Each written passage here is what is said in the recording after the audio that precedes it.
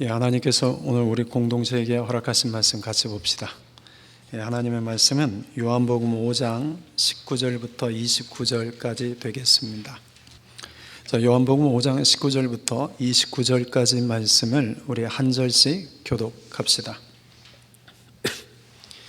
그러므로 예수께서 그들에게 이르시되 내가 진실로 진실로 너희에게 이르노니 아들이 아버지께서 하시는 일을 보지 않고는 아무것도 스스로 할 수 없나니 아버지께서 행하시는 그것을 아들도 그와 같이 행하느니라. 아버지께서 아들을 사랑하사 자기가 행하시는 것을 다 아들에게 보이시고 또 그보다 더 큰 일을 보이사 너희로 놀랍게 여기게 하시리라. 아버지께서 죽은 자들을 일으켜 살리심 같이 아들도 자기가 원하는 자들을 살리느니라. 아버지께서 아무도 심판하지 아니하시고 심판을 다 아들에게 맡기셨으니 이는 모든 사람으로 아버지를 공경하는 것 같이 아들을 공경하게 하려 하심이라. 아들을 공경하지 아니하는 자는 그를 보내신 아버지도 공경하지 아니하느니라. 내가 진실로 진실로 너희에게 이르노니 내 말을 듣고 또 나 보내신 이를 믿는 자는 영생을 얻었고 심판에 이르지 아니하나니 사망에서 생명으로 옮겼느니라.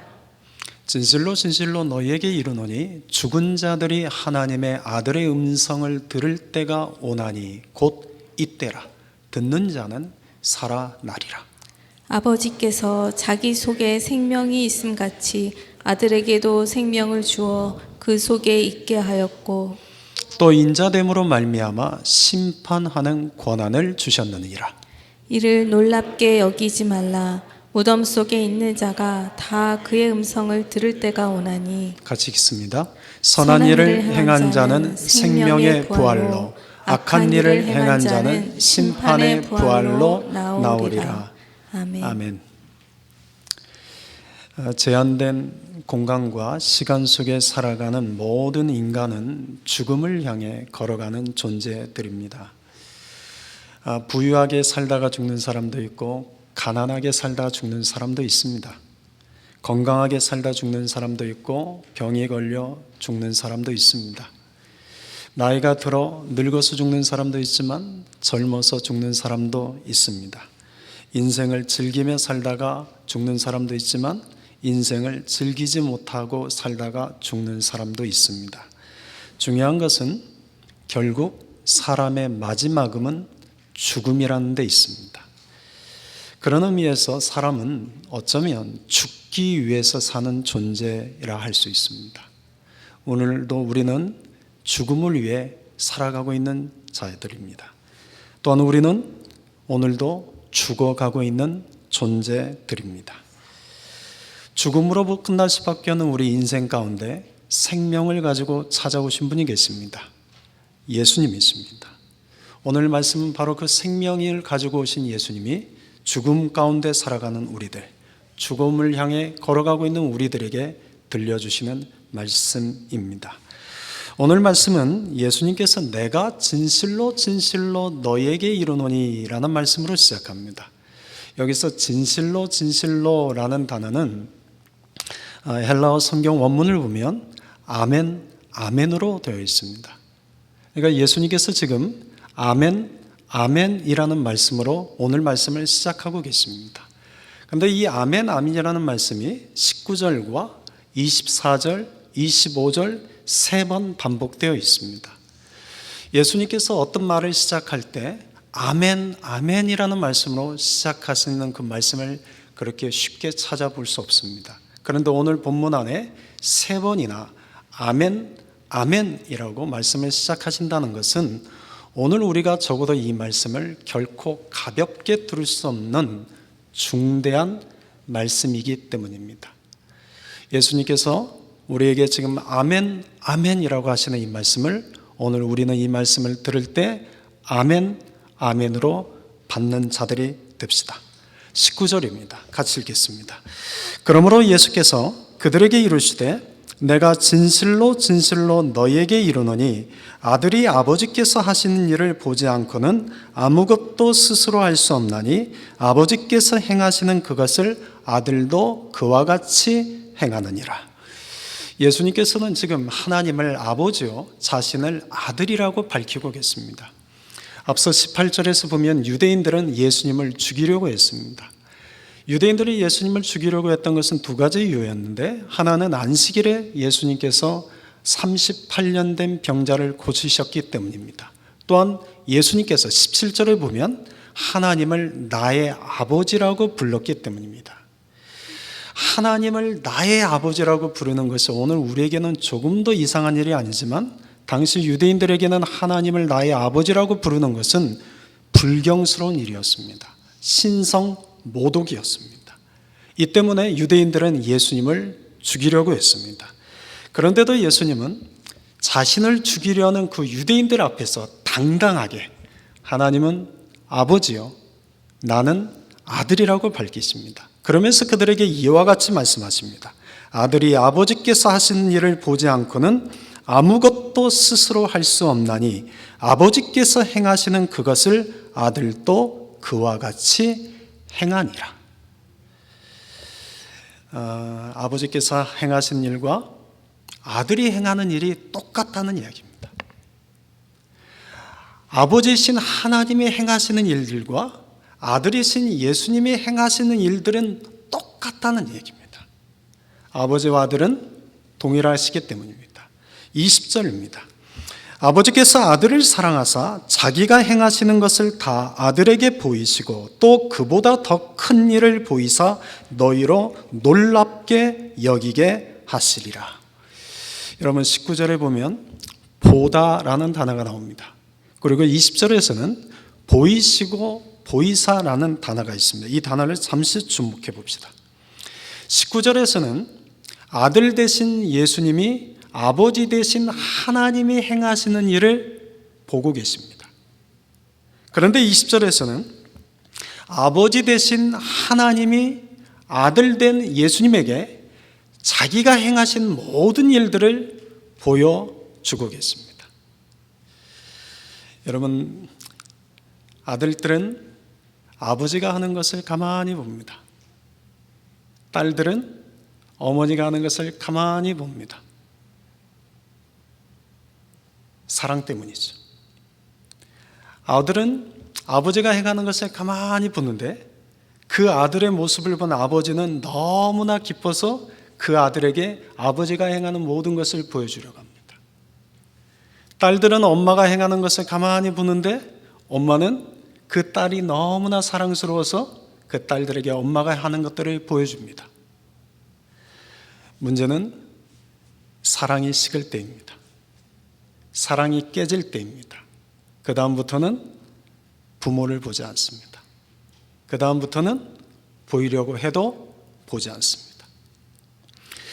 아들이 아버지가 행하시는 것을 보고 있고 아버지가 아들에게 자기가 행하신 모든 것을 보여주고 있다는 이 짧은 구절 속에서 느껴지는 것은 하나님과 예수님의 관계입니다.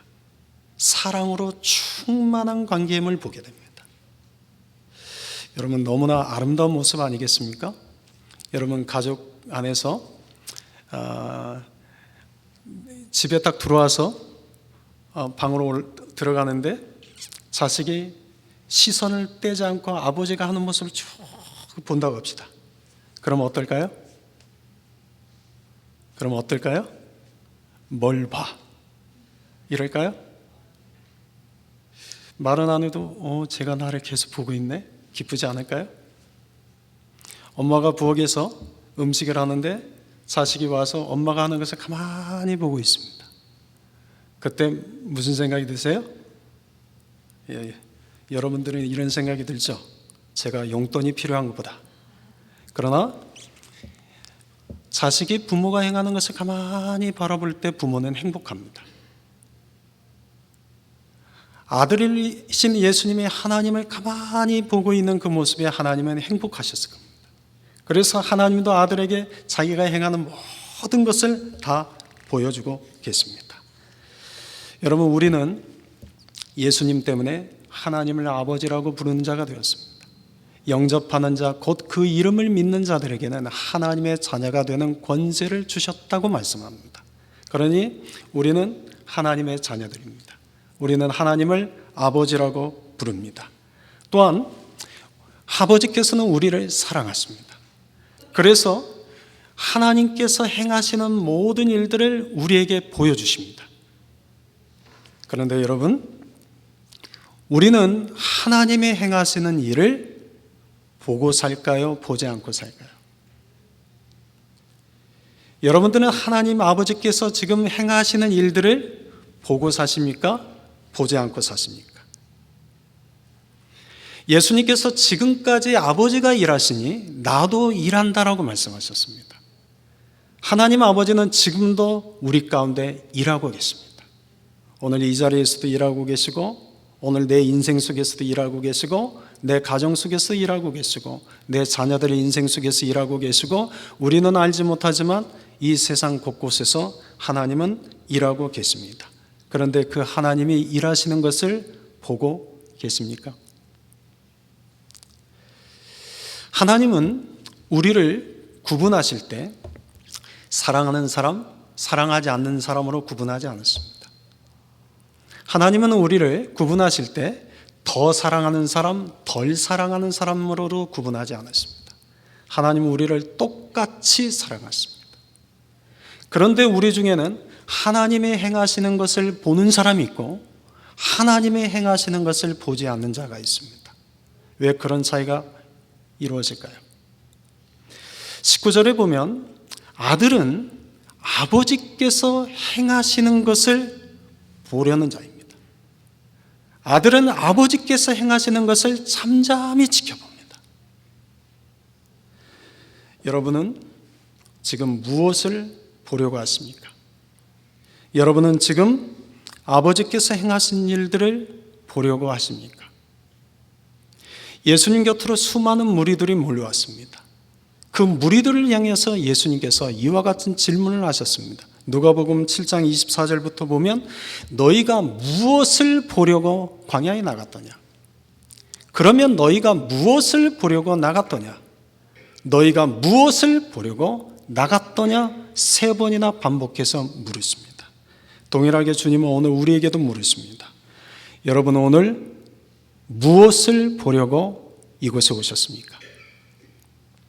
여러분은 오늘 무엇을 보려고 살아가고 계십니까?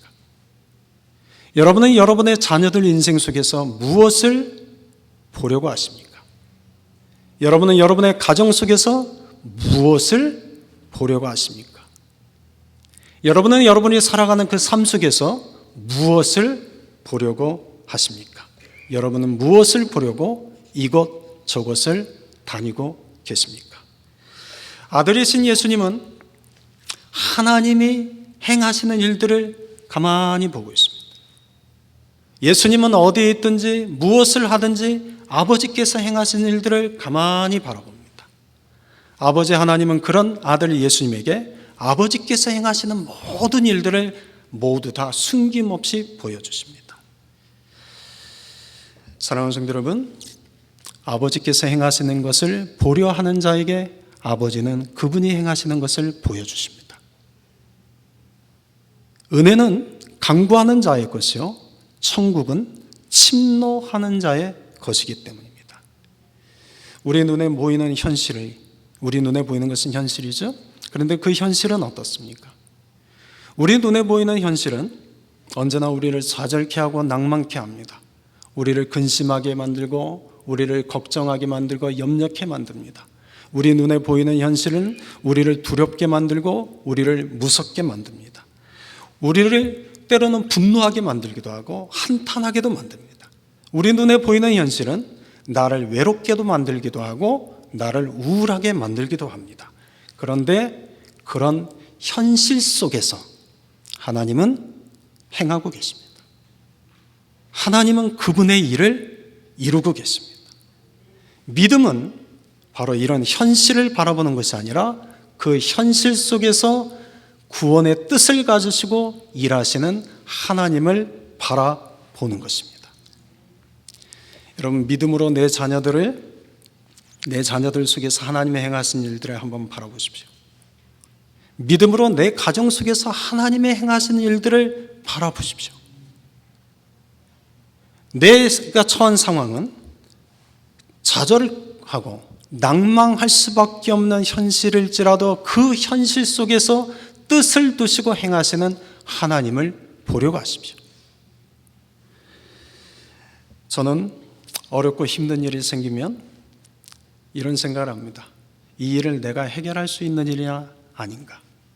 그래서 제가 해결할 수 있는 일이라고 생각하면 하나님께 기도하고 하나님의 지혜를 구하며 그 일을 행합니다. 그런데 이 목회를 하다 보니 제가 할 수 있는 것보다 할 수 없는 것이 더 많다는 것을 저는 요즘 계속 느낍니다. 제가 할 수 없는 일이라고 여겨질 때는 가만히 주님 앞에 섭니다. 그리고 주님께 기도하면서 하나님께서 행하신 일들을 바라봅니다. 이스라엘 백성들이 홍해 바다 앞에 섰습니다. 사면 초가의 상황입니다. 그때 모세가 이스라엘 백성들에게 이와 같이 말씀합니다. 너희는 두려워하지 말고 가만히 서서 여호와께서 오늘 너희를 위하여 행하시는 구원을 보라. 두려워하지 말고 가만히 서서 너희 가운데 행하시는 하나님의 그 구원을 보라. 사무엘 선지자는 그 인생 마지막 설교 때 이스라엘 백성들을 모아놓고 이와 같이 설교를 했습니다. 너희는 이제 가만히 서서 여호와께서 너희 목전에 행하시는 이 큰 일을 보라. 여러분, 이것이 믿음입니다. 하나님이 내 삶 속에서 행하시려는 것을 보려는 것이 믿음입니다. 예수님은 아버지께서 행하시는 것을 보는 믿음이 있으셨습니다. 하나님은 그 아들에게 아버지께서 행하신 모든 일들을 다 보여주셨습니다. 20절 하반절을 보면 이렇게 기록되어 있습니다. 또 그보다 더 큰 일을 보이사 너희로 놀랍게 여기게 하시리라. 앞서 예수님은 왕의 신하의 아들을 고치셨죠. 이게 두 번째 표적이었습니다. 또 예수님은 38년 된 병자를 고치셨습니다. 세 번째 표적이었습니다. 이외에도 예수님은 수많은 병자들을 고치셨고 예수님은 귀신을 들린 자를 고치셨고 귀신들을 쫓아내셨습니다. 예수님께서 행하신 일들이 많이 있습니다. 그런데 우리에게 말씀하시기를 너희로 놀랍게 할 만한 더 큰 일을 보여주실 것이라고 말씀합니다. 이것이 뭘까요? 두 가지를 말씀합니다. 21절과 22절인데 첫째는 죽은 자를 살리시는 일입니다. 21절 같이 읽읍시다. 아버지께서 죽은 자들을 일으켜 살리심 같이 아들도 자기가 원하는 자들을 살리느니라. 하나님도 예수님도 누구를 살립니까? 죽은 자들을 살린다는 겁니다. 영적으로 죽어 있는 자도 살리고 육적으로 죽은 자도 살린다고 말씀하십니다. 그런데 어떻게 살리실까요? 어떻게 살리실까요? 25절입니다. 같이 읽읍시다. 진실로 진실로 너희에게 이르노니 죽은 자들이 하나님의 아들의 음성을 들을 때가 오나니 곧 이때라. 듣는 자는 살아나리라. 아들의 음성을 듣는 자는 살아나리라. 예수님께서 어떻게 살리십니까? 그분의 말씀으로 살리십니다. 그분의 음성을 듣는 자가 살아납니다. 요한복음에 기록된 예수님의 첫 번째 표적은 예수님께서 말씀하셨고 말씀하신 대로 물이 포도주가 되었습니다. 두 번째 표적 사건은 예수님께서 왕의 신하에게 말씀하시기를 네 아들이 살아있다라고 말씀하시자 집에 가서 보니 아들이 살아있었습니다. 세 번째 표적은 예수님께서 38년 된 병자에게 일어나 네 자리를 들고 걸어가라 라고 말씀하실 때 그 38년 된 병자가 일어나 자리를 들고 걸어갔습니다. 세 번의 표적 모두 예수님께서 말씀으로 행하신 표적들이었습니다. 우리가 잘 아는 것처럼 여러분, 하나님은 말씀으로 세상을 창조하셨습니다. 하나님은 말씀으로 죽은 자를 살리시는 분입니다. 에스겔 환상을 통해서 마른 뼈들을 하나님은 말씀으로 살리셨습니다. 예수님도 하나님처럼 말씀으로 병자를 고치시고 말씀으로 세상을 치유하시고 말씀으로 죽은 자들을 살리시는 분이십니다. 그러므로 말씀을 듣는 자가 살아납니다.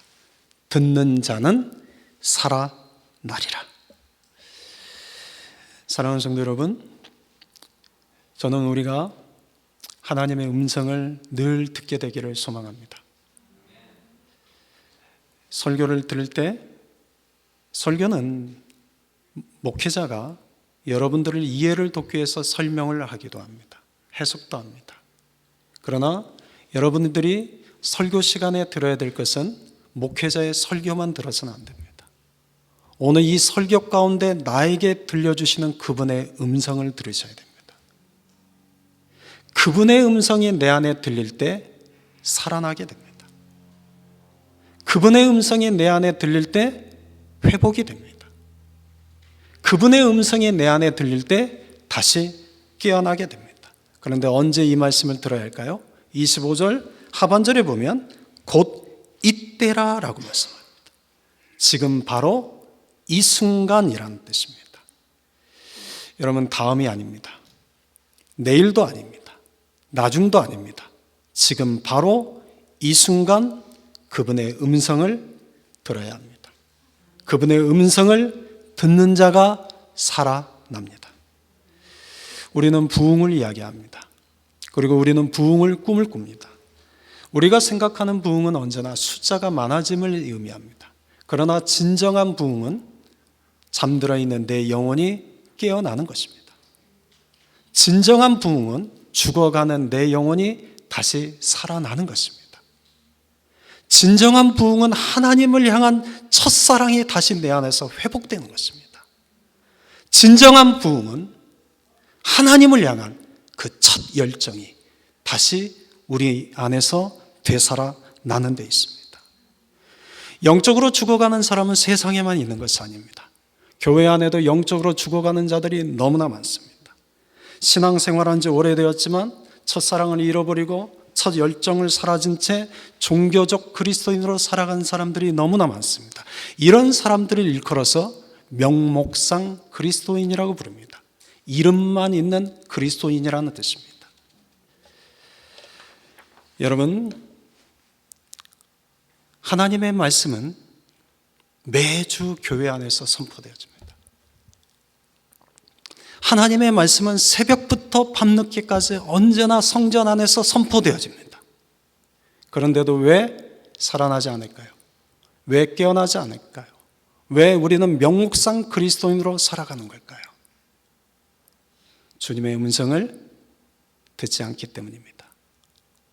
말씀은 듣지만, 더 정확히 말하면 말씀은 듣는 게 아니라 설교는 듣지만 그분의 말씀은 듣지 않기 때문입니다. 말씀이 내 안에 들릴 때 우리가 살아나게 됩니다. 말씀이 우리 안에 들릴 때 깨어나게 됩니다.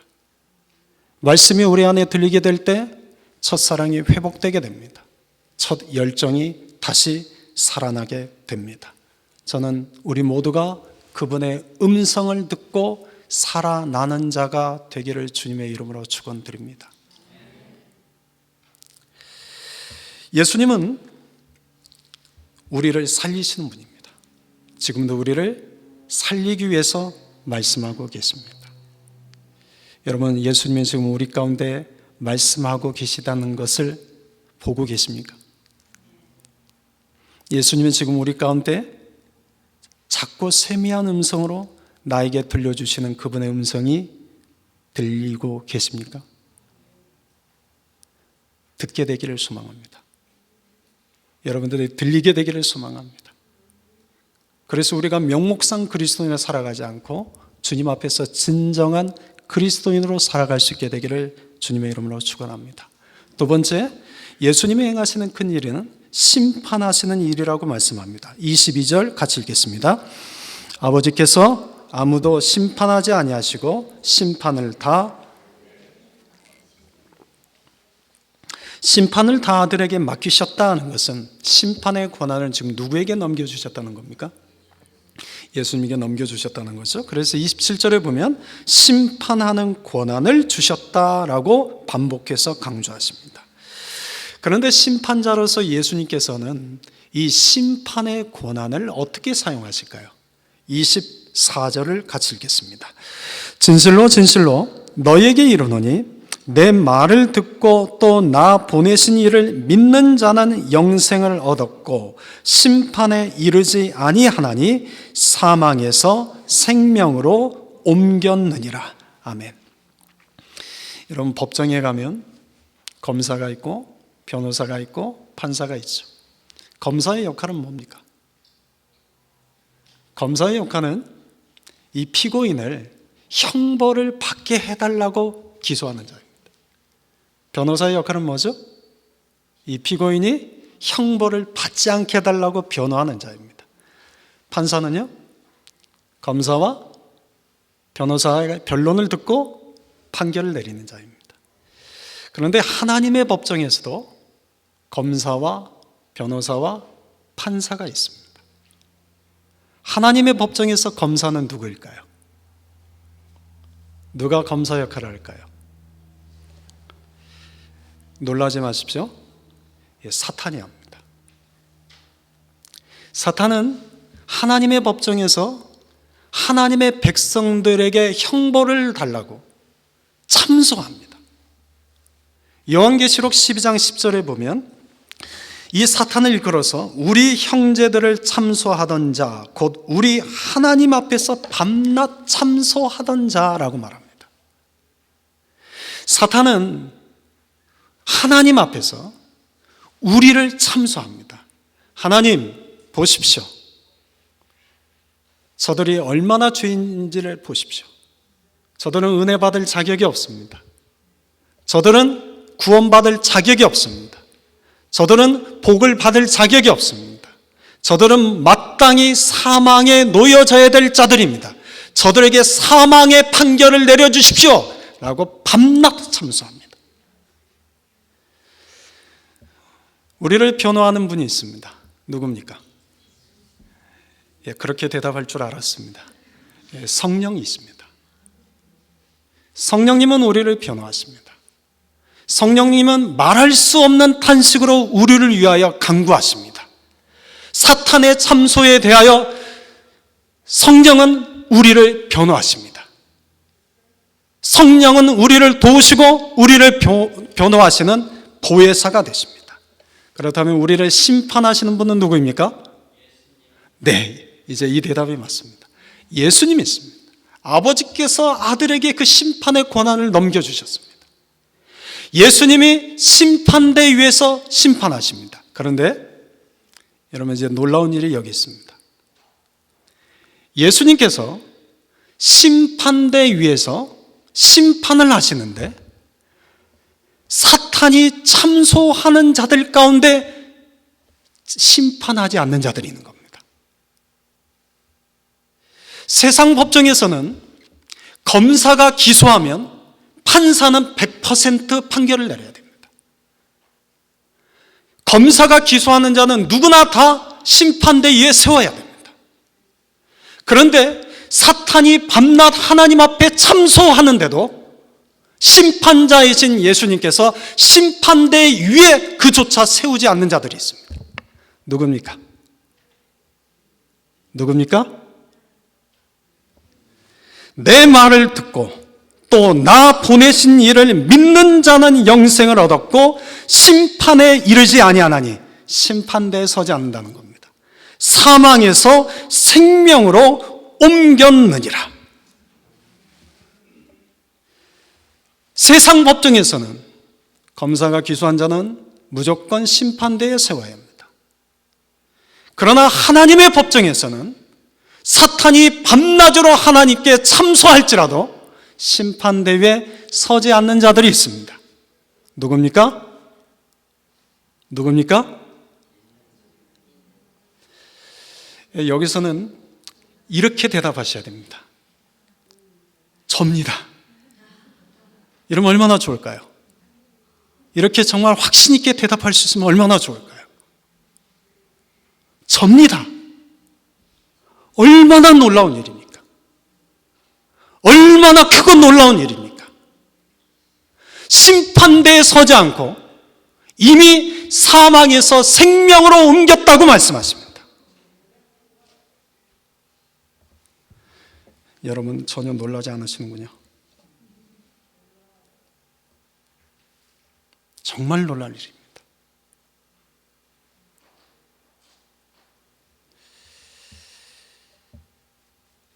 여러분 이 땅에서 사람들이 하는 삶의 모습을 한번 가만히 지켜보십시오.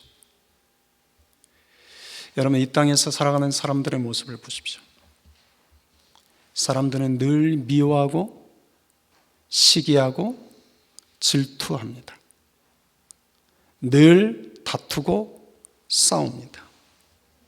분노를 참지 못해서 늘 그릇된 행동을 합니다.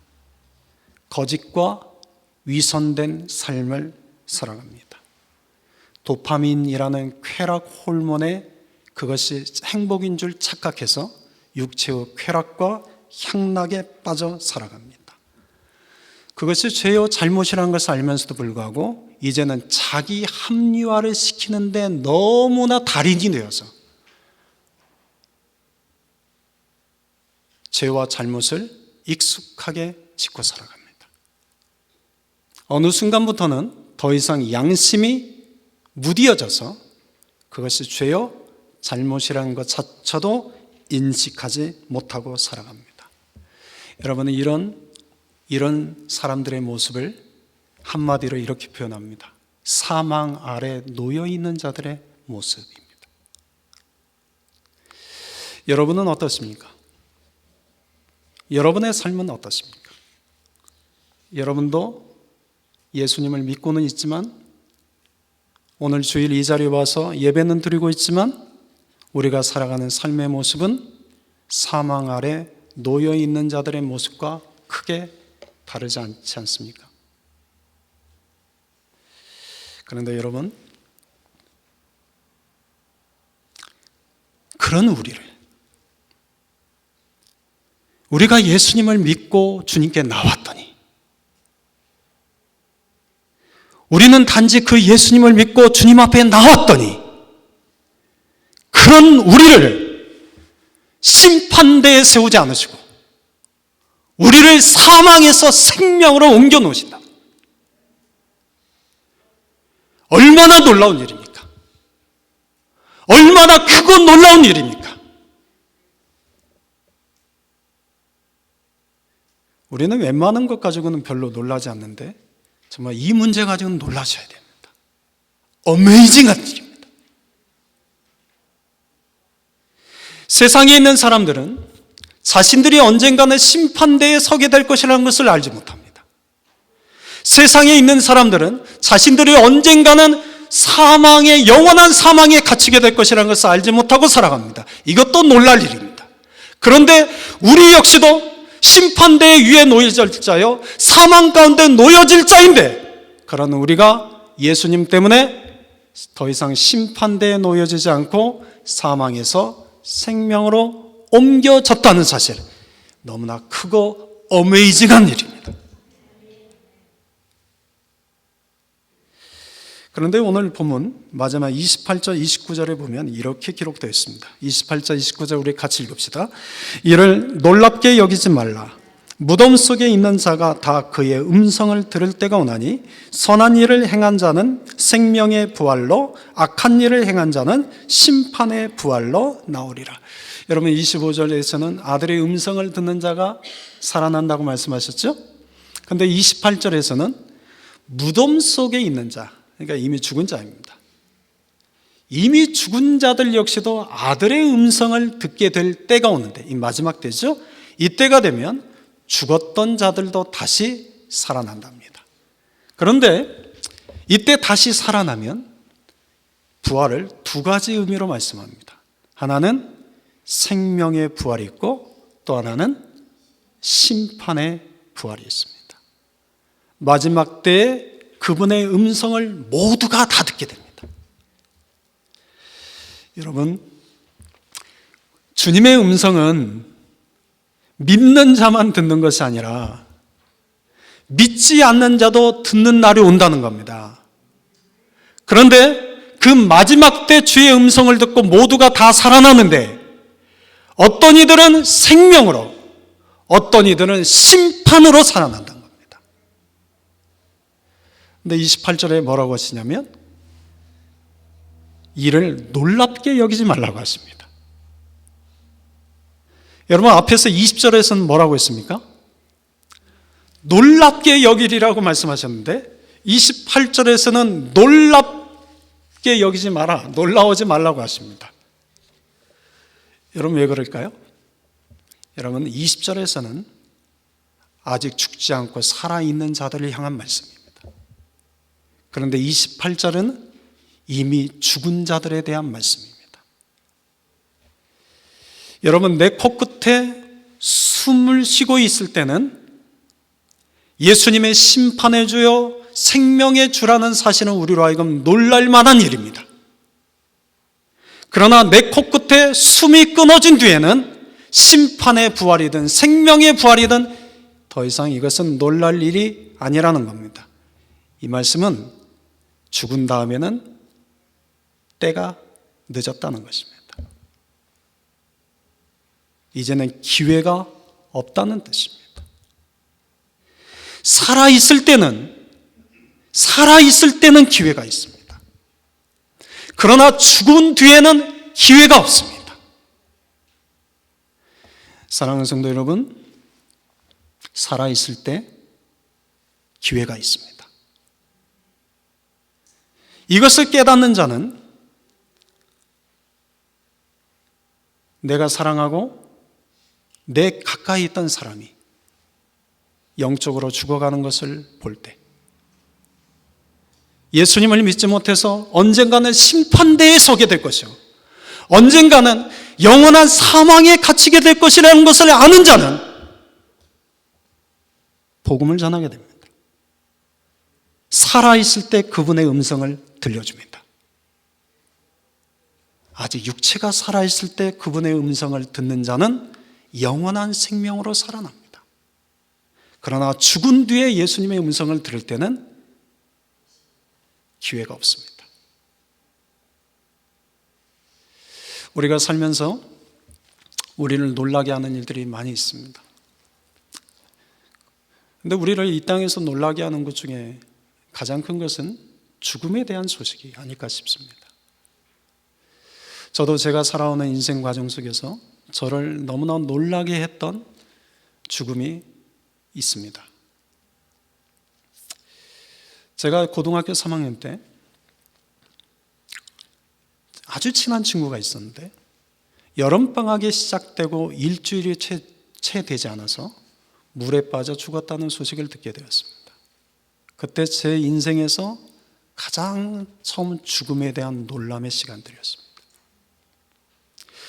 제가 30대 초반에 교회에서 청년들과 고등학교 아이들을 데리고 선교지를 갔는데 그곳에서 사고를 당했습니다. 그래서 제 눈앞에서 제자 둘을 잃게 되었습니다.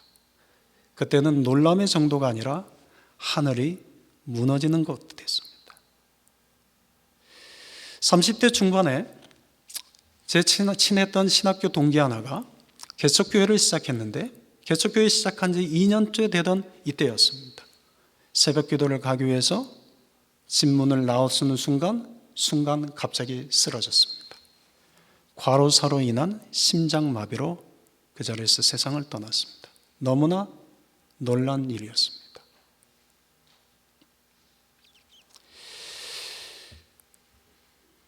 사랑하는 성도 여러분, 죽음의 소식은 우리에게 놀람이 됩니다. 그러나 놀라지 말라는 겁니다. 사람이 죽은 뒤에는 놀라지 말라는 겁니다. 오히려 우리가 지금 놀라야 될 것은 아직 살아있는데, 아직 코끝에 호흡이 붙어있는데 예수님을 믿지 않아서 심판대에 서게 될 사람들을 보면서 놀라라는 겁니다. 사랑하는 성도 여러분, 살아있을 때 놀랍시다. 살아있는데 아직 주님을 믿지 않는 자들이 있다면 여러분 그들에게 살아있는 그분의 말씀을 들려줍시다. 내 힘으로 내 능으로는 사람을 구원할 수 없습니다. 그러나 우리는 주님의 생명의 말씀을 그냥 전하면 됩니다. 그분의 음성이 들릴 때, 그분의 음성이 듣게 될 때 살아나게 될 것입니다. 이건 주님이 하시는 일입니다. 주님은 우리를 사망에서 생명으로 옮기시는 분입니다. 이것을 믿으십니까? 주님은 우리를 믿음 하나 보시고 사망에서 생명으로 옮기십니다. 그리고 우리를 심판대에 세우지 않으십니다. 그런데 여러분 장담하지 마십시오. 여러분 장담하지 마십시오. 여러분의 명목상 그리스도인으로 살아간다면, 여러분이 그냥 이름뿐인 그리스도인으로 살아간다면, 여러분이 그 마지막 날 심판대에 서게 된다면 어떻게 하시겠습니까? 성경을 보니 믿는 자는 심판대에서 벗어나지만 명목상 그리스도인은 어떻게 되는지 성경이 말씀하지 않습니다. 저는 우리 모두가 예수님 잘 믿어서 마지막 심판대에 서는 자가 아닌 사망에서 생명으로 옮겨지는 자가 되기를 주님의 이름으로 축원드립니다. 또한 우리를 통해서 내 자녀들이, 내 식구들이, 내가 사랑하고 내 가까이 있는 지체들이 사망에서 생명으로 옮겨지는 자들이 되는 일에 우리가 쓰임받게 되기를 주님의 이름으로 축원드립니다. 아멘.